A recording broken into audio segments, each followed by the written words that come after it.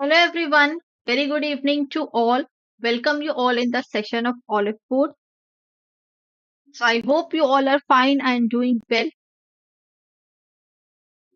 Today we have to start a new unit that is Module C, a new module and a new unit. So we have completed our Module B that is HRM in ABM paper. Now it's time to start Module C that is Credit Management. Overview of Credit Management. This is the unit number 70.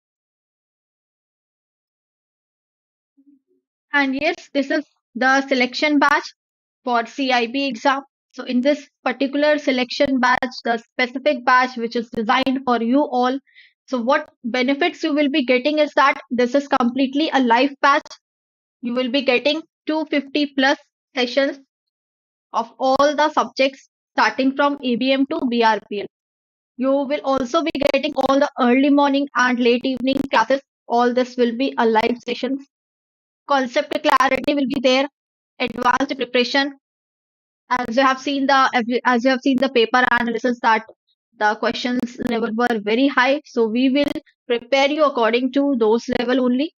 Weekly doubt, live doubt and revision classes will also be there where you can ask the queries, where you can sort out your own doubts, you can resolve the issues, everything you can do this weekly live doubt session. What else extra benefit you will be getting that 250 plus downloadable study notes. If you have not watched the live classes for any reason, so there will be recording available 24/7. So you can watch the recording, you can download the PDF, you can go through the PDF. Everything there you will be getting the availability of each and everything. The case study and numerical based test, mock tests will be there of different units of every module, elective paper test. So myself Saloni, Anshul ma'am, Ajay sir, and Aishwarya ma'am. So we all four will take your classes entirely in English medium. The classes will be in English medium. We will be covering all the chapters, all the modules, all the units in English medium. And rest of the people they will be taking the sessions in bilingually. So those who are very comfortable in both the medium, they can watch bilingually. Those who are comfortable only in English medium, they can watch our sessions. We are conducting the sessions entirely in English. So these are the benefit for of the selection batch. So you can enroll now, you can join now, and you can watch our daily paid classes. Now, as we have seen that we have to start what a very new unit that is unit number 70. And the name of the unit is what? Overview of credit management. But please tell me, my audibility, visibility, everything is fine.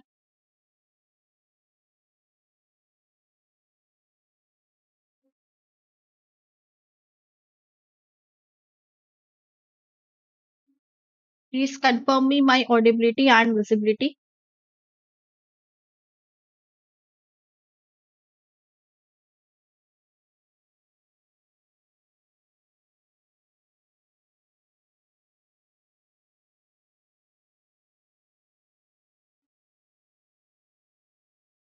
Okay, now before going to credit management, let's first understand the word credit. What is credit? If we say na, okay, I'm selling you the goods on credit. It means what? I'm selling you the goods on. I'm giving you as a loan. Okay, I am selling my goods to you free of cost now, but later on you have to pay the money. That is like we give loan to the person, the bank give loan to the person, expecting that after the when the repayment date comes, they will repay the loan. Similarly, when the seller they sell the goods to the buyer, so what agreement they have between them? That is, I'm selling you the goods. Okay, I'm giving you the goods, but later on at a specified time at the specified date you have to pay my money back. That is what? That is a credit. Credit is a financial term that refers to the ability to borrow money or access goods or services with the understanding that payment will be made in the future. That agreement to sale is there. Agreement to sale means I have sold my goods to you. Suppose there are two persons, A and B. A is a seller and B is what? B is a buyer. B have purchased the goods from A, but after purchasing the goods, B have not paid the money to A. B agreed, A and B both agreed that A will be getting the money after a few time, after a certain date. That is what, when the A gives his good to B, that is, he is giving his good on credit. That is the real definition of credit. When you are getting anything without paying the money now, you will going to pay it afterwards. That is what? That is credit. It is based on the trust. The seller has a trust on buyer. That is why he is giving his goods to Bina without money. So it is based on trust and confidence that borrower will fulfill the repay, fulfill the money, will pay the money back when the repayment date comes. Fulfill their repayment obligation as agreed. Here, this was the basic definition of what? Credit. Now let's understand what is credit management. So credit management is what? Again, it is the credit management. It is the process of granting credit, setting the terms, setting different terms from the buyer's perspective on which it is granted, recovering the credit when it is due, and ensuring compliances with the company credit. This is what credit management. So when you manage all your working capital, when you manage all your credit arrangements, so all this cycle comes under where? Credit management. Clear? Tell me, any doubt to anyone? And this particular task is performed by whom? There is a manager in every organization that uh, performs all this activity, and he or she known as credit manager, one who manages the credit, the functions, the activities of the business organization, all the credit activities of the business organization. Okay, now I guess yes, everything is fine. Now, there are types of credit. One is fund based credit, and second is non fund based credit. This slide is important. Fund based credit means what? Where the actual transaction has happened. Means the money, the transaction of money has happened. Means money has been sent from the bank to the borrower. Clear? There is actual transfer of money from the bank to the borrower. One who borrows the money, the actual transaction is done from the bank and between the bank and between the borrower. Clear? Am I clear with this? Tell me the fund based approach, or you have any doubt?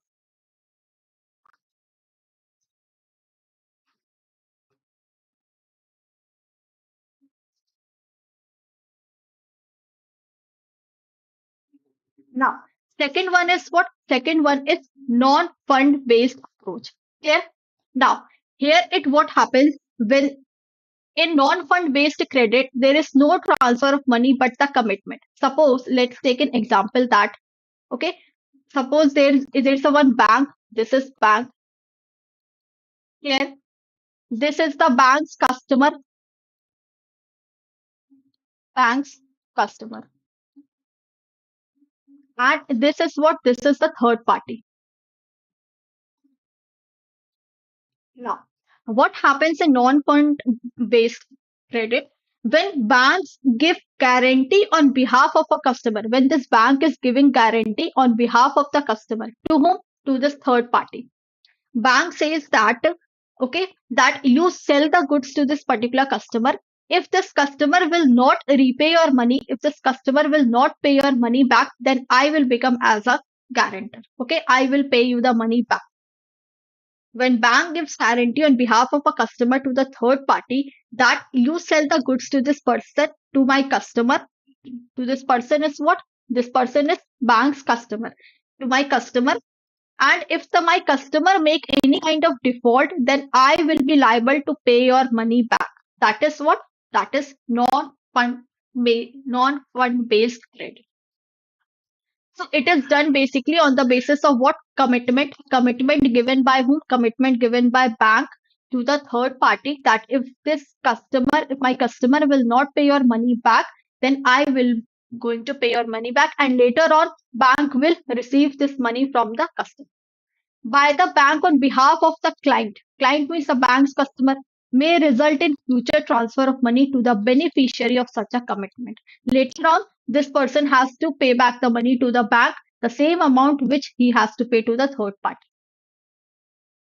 Example of this is a bank guarantee issued in favor of a government departments, issued in favor of any customer. Okay, I have taken the example of customer. You can take the example of here. The example is given of government.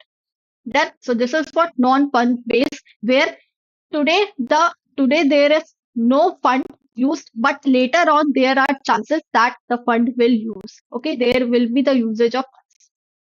And in fund-based approach is that where actual transfer of money has been taken place between the bank and the borrower, from the bank of the account of someone to the borrower's account. Credit can also be classified based on different purpose, like working capital purpose, then finance, okay, project finance, export finance, crop loan.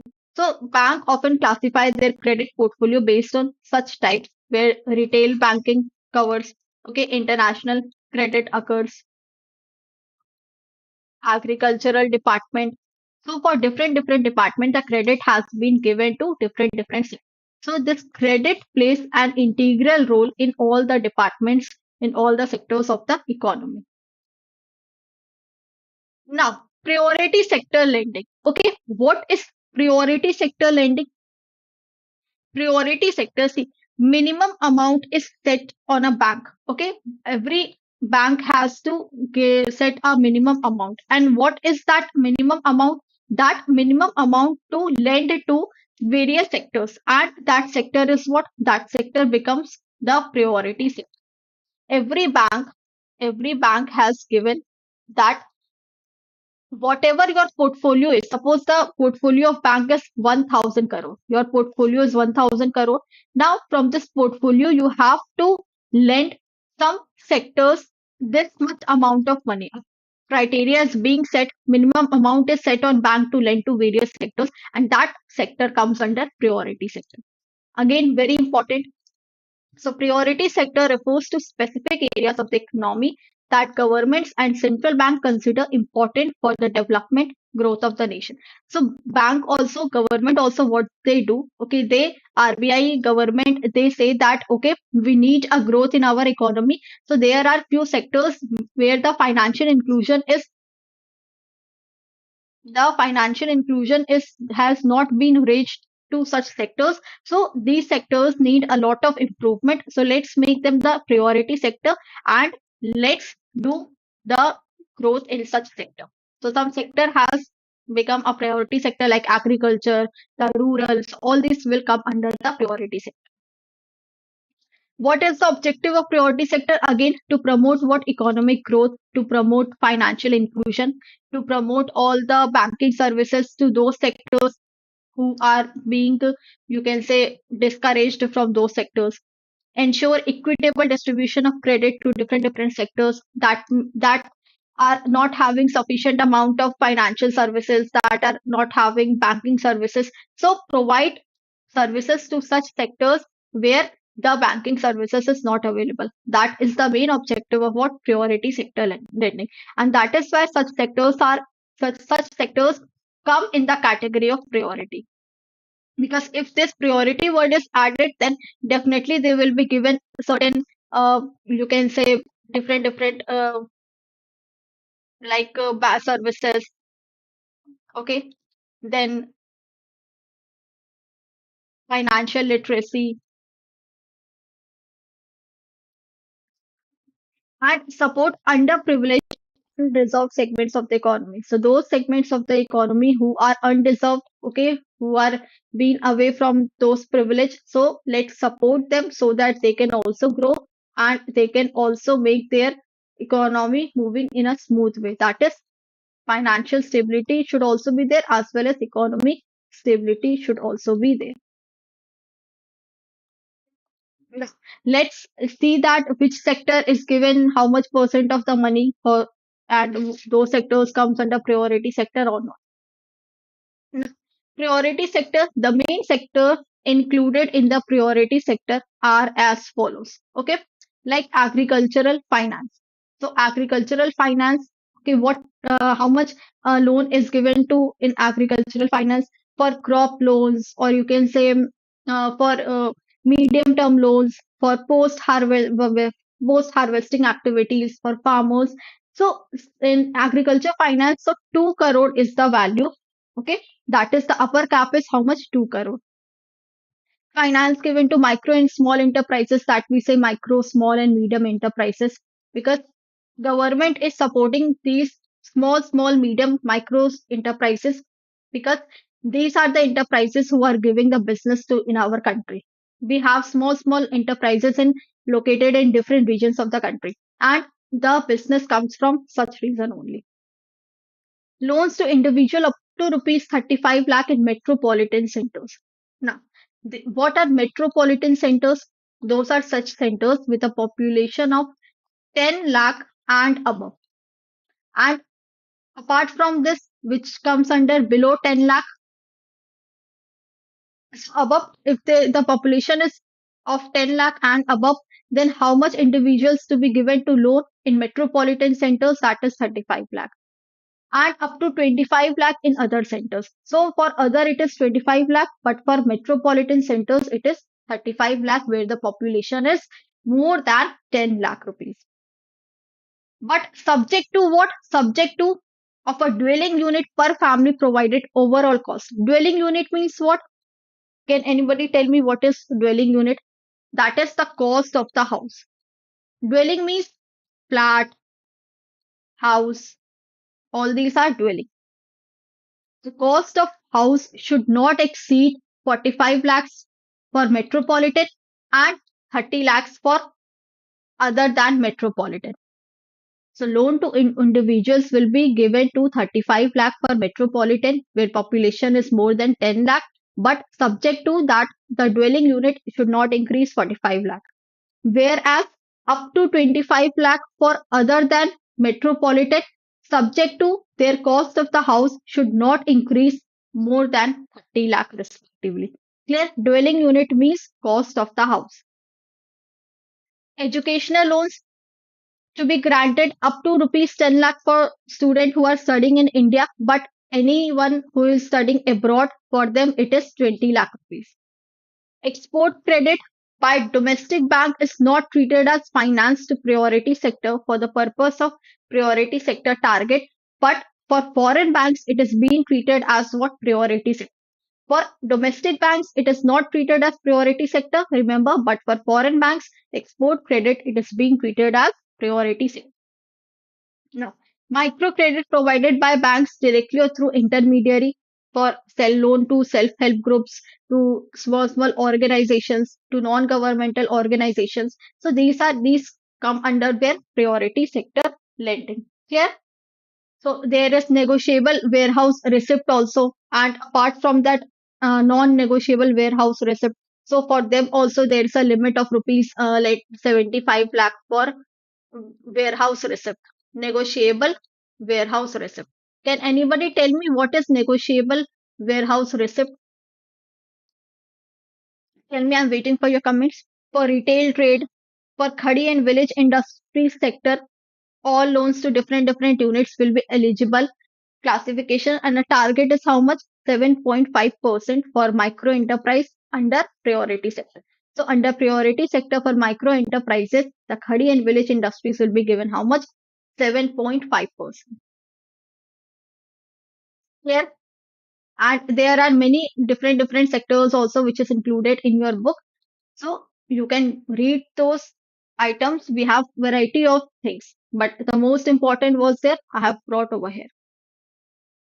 And this one is also important, the 75% criteria. 75, sorry, 75 lakh, not percent. It is 75 lakh for negotiable warehouse receipt.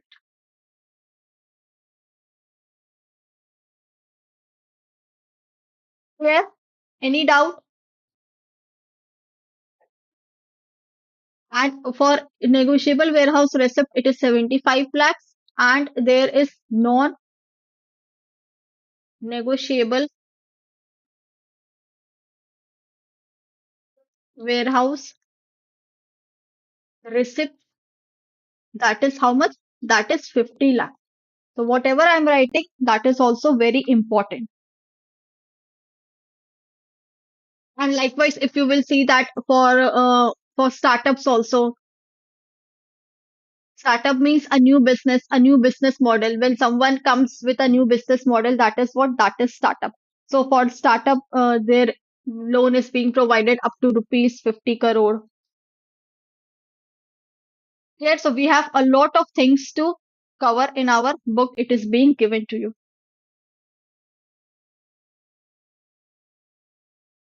Now, MSMED Act 2006. Very important. MSMED means micro, small, and medium enterprises. Okay.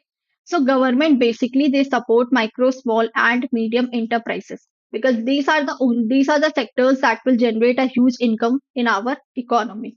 Now, what is that? So MSMED Act 2006 had made a paradigm shift in MSME ecosystem in India. So government is also mm, focusing more on such categories, micro, small, and medium enterprises.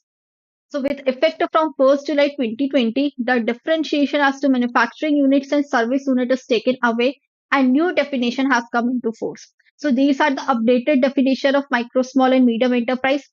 So, for micro, small, and medium enterprise, you have to cover two aspects. First is investment, when you have fulfilled the investment criteria also, plus you have fulfilled the turnover criteria. So both criteria has to be fulfilled in order to be known as micro, small, and medium enterprises.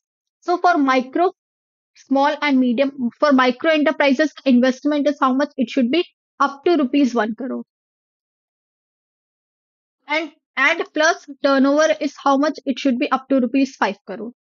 For calling as small enterprise, the investment should be up to rupees 10 crore. Likewise, turnover should be up to rupees 50 crores. For medium, up to rupees 50 crore as investment, and turnover means what? Your sales. That are your turnovers. It should be rupees 250 crore. So a new definition has came into force that different criteria is being set for micro enterprises, for small enterprises, and for medium enterprises. So these are the criteria, and these are very important for the examination point of view. Yeah. Now, let's move forward. So, what are the common guidelines for lending to micro, small, and medium sector? That is the collateral. Banks are mandated not to accept collateral. So, in such categories, okay, because we are focusing more on micro MSME, we are making more to grow MSME sectors. So, we will not going to government will not going to accept the collateral security. Okay, they will grant the loans without the collateral. That is without security. Why? Because they also want that such sectors grow more in our economy. Banks are mandated not to accept loans up to 10 lakhs extended, okay, for MSME sector or under the Prime Minister Employment Generation Program. So loans are given without collateral. Then composite loans means for you can say working capital requirement. A composite loan limit of how much is there? 1 crore can be sanctioned. It can be sanctioned. Credit linked capital subsidy scheme is how much? This scheme is for technology upgradation. Okay. Suppose if you have given if you want to increase more technology friendly products, if you want more upgradation for the technology, so they will provide 15% upfront capital subsidy but maximum of 15 lakh, like 1 crore loan are they will provide you.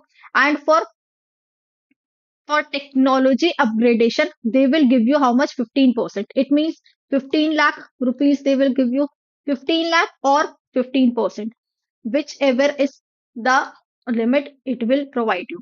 Now, they will only provide you up to 15 lakhs, not more than 15 lakhs. Suppose like 5 crore. So 5 crore, what is the percent, 15% of 5 crore? Either that or 15 lakhs they will going to provide. They will not going beyond 15 lakh. Suppose answer comes 18 lakh, so they will provide you 15 lakh. If answer comes 12 lakh, so they will provide you 12 lakh. That is whichever is less the amount that they will provide you. Now, asset classification. See, when a borrower makes default, when a due date comes after waiting for 90 days, the loan becomes what? NPA. This when happens when the borrower makes default in repaying the loan.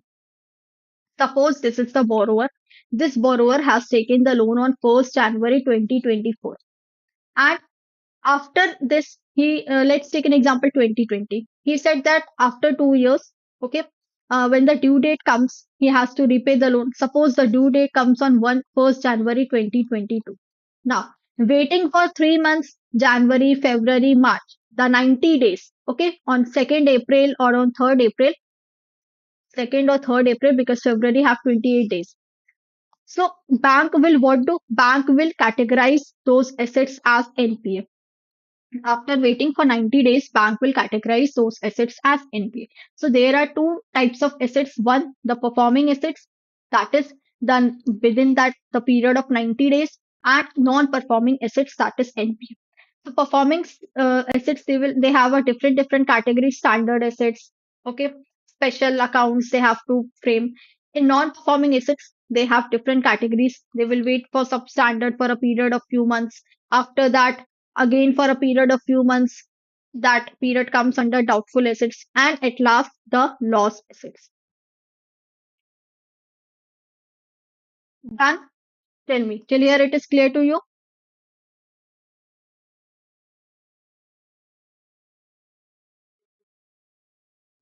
What are the categories of NPA?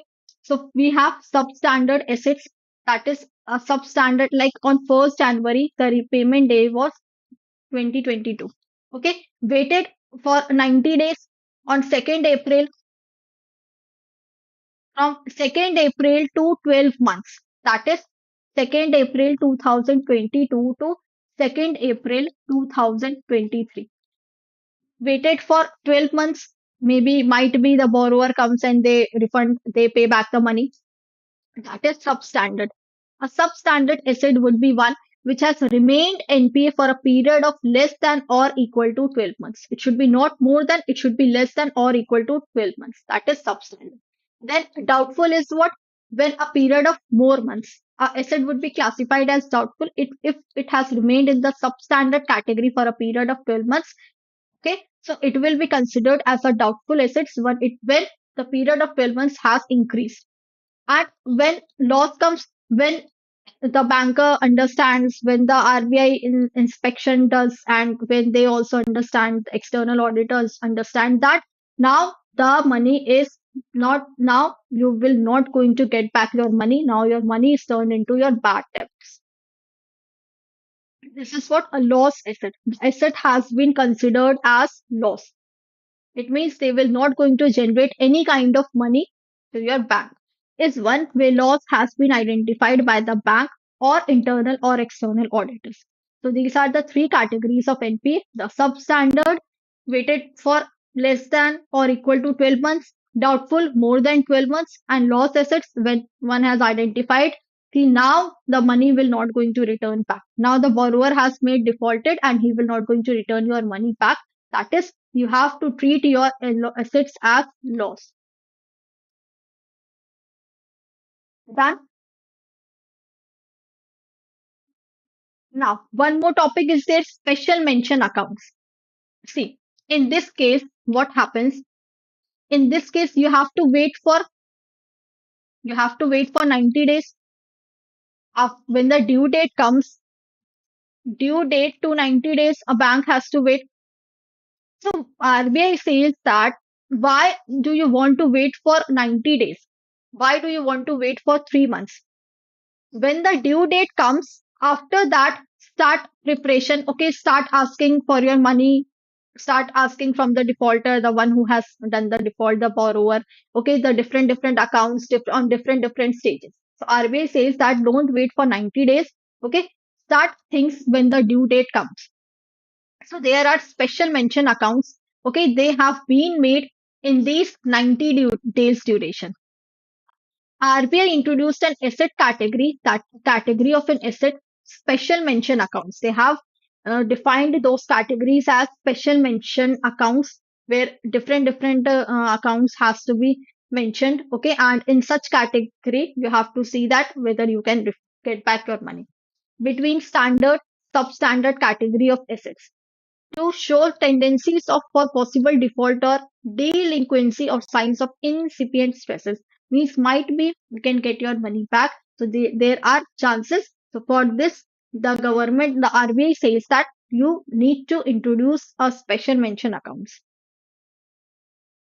So they are not classified as NPA because when NPA will be classified after the 90 days, after 90 days NPA will be classified, not before that. So what are so three types of accounts are there? Special mention accounts are considered as these are considered the stages before NPA. Remember, special mention accounts, these accounts considered as stages before NPA, not not NPA, before NPA. Done?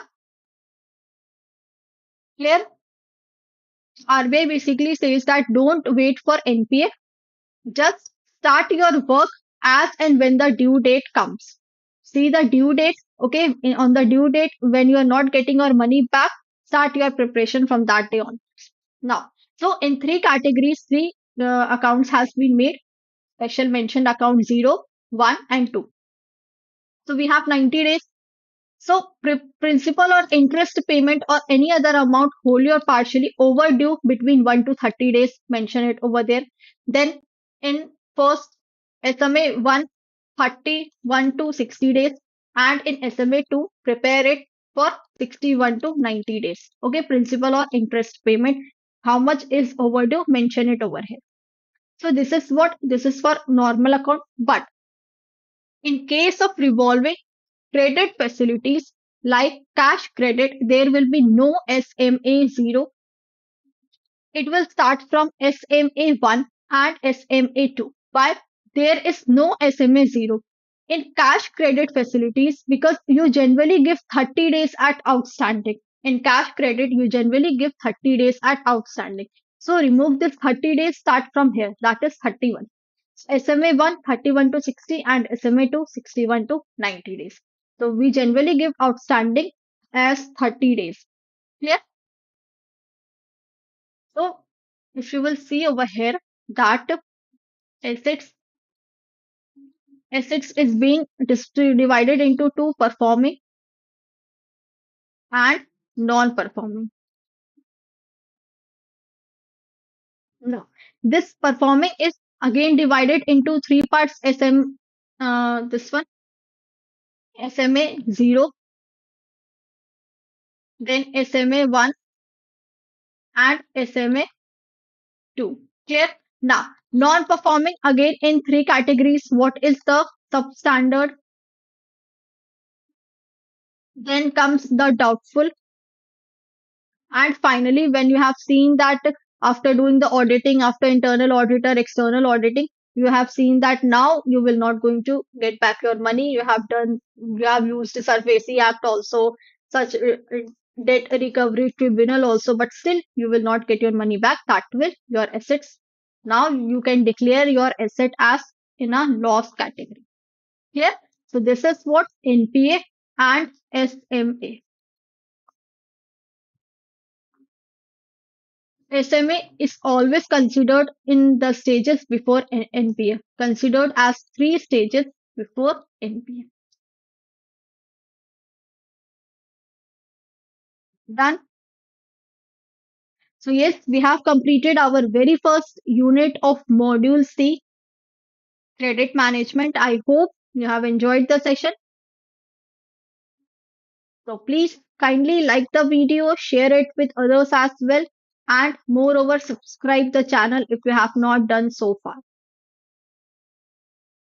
Tomorrow we are having no classes. Let's meet on Monday with a very new unit, and again we will be covering some of the important concepts. Till then, take care everyone. Goodbye. Keep studying, keep watching, and don't forget to like the video and share it with others. Let's meet day after tomorrow.